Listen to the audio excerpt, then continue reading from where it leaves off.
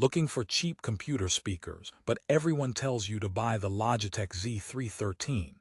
You are in the right place.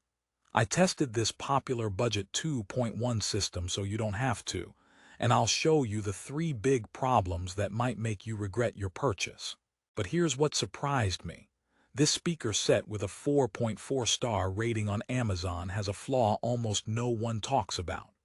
Therefore, before you spend your $52.99, you need to see this honest review. For the best price, click the link in the description.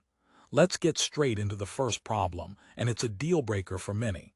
The sound quality is a confusing mess. You see a subwoofer in the pictures and you think, great, real bass. But the reality is a muddy, bloated low end that doesn't punch. It just rumbles vaguely from under your desk. It's less of a bass instrument and more of a bored roommate making noise downstairs. Therefore, if you want clarity for gaming or music, this system fails. The satellite speakers sound thin and tinny at higher volumes, struggling with mids and highs. It's like the sound is wearing a thick winter coat. Everything is muffled. So the promise of a full-range audio experience. It's more like a limited, distorted experience. Now, the second problem, that convenient control pod is anything but. It's wired, which already feels like a trip back to 2005, but the real issue is its cheap construction. The volume knob is wobbly and feels like it could snap off if you turn it with any enthusiasm. Therefore, what should be a handy feature becomes a point of frustration. You'll be fumbling under your monitor for this little puck just to adjust the sound, which is a comedy routine every time. And speaking of comedy, here's joke number 1. This control pod has more loose connections than my last blind date. It just doesn't inspire confidence. We need to talk about power and volume, because 25 watts RMS sounds decent on paper for a small room, but the system distorts surprisingly early. Crank it past 70% and the sound starts to break up, especially if the bass is involved. Therefore, it's not a set-it-and-forget-it system. You're constantly babysitting the volume to avoid audio clipping. This leads us to the build quality, the third major problem. The speakers and subwoofer are incredibly light and plasticky. They feel like they could be knocked over by a strong sigh. But the subwoofer is the real star of the flimsy show, with a vinyl wrap that looks cheap and can peel over time. It's like Logitech designed these to be temporary, which maybe they are.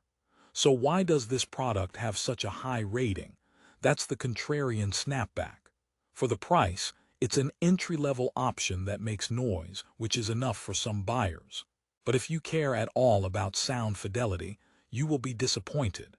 Therefore, the good reviews likely come from people comparing it to laptop speakers, which is a very low bar.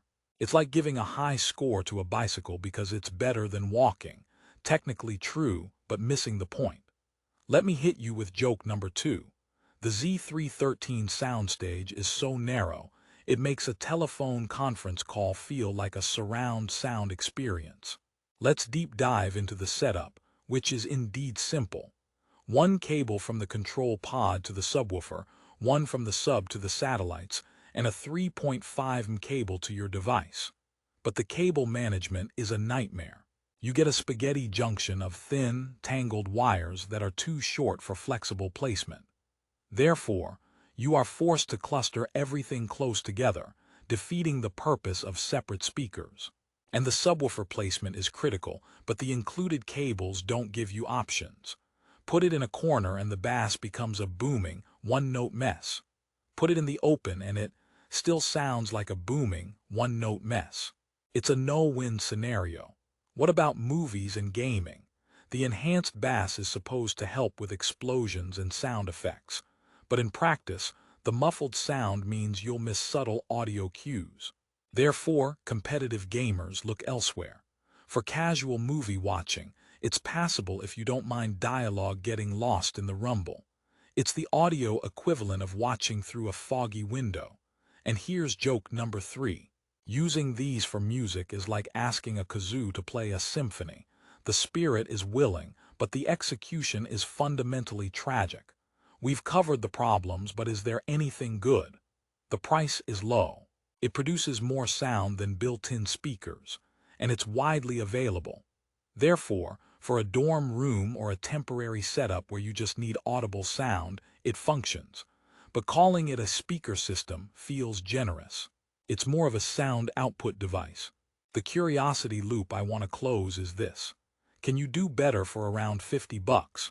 Often, the answer is yes, with a decent pair of bookshelf speakers or even a different brand's 2.1 system that pays more attention to balance. So what's the resolution? You have three clear paths. First, if you absolutely must have a subwoofer and this is your max budget, buy the Z313 knowing its severe limitations.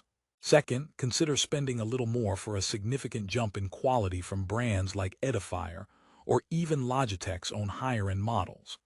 But the third and best path is to adjust your expectations and look at 2.0 systems, which often deliver clearer sound at this price point by not wasting resources on a bad subwoofer. Therefore, the honest review conclusion is this.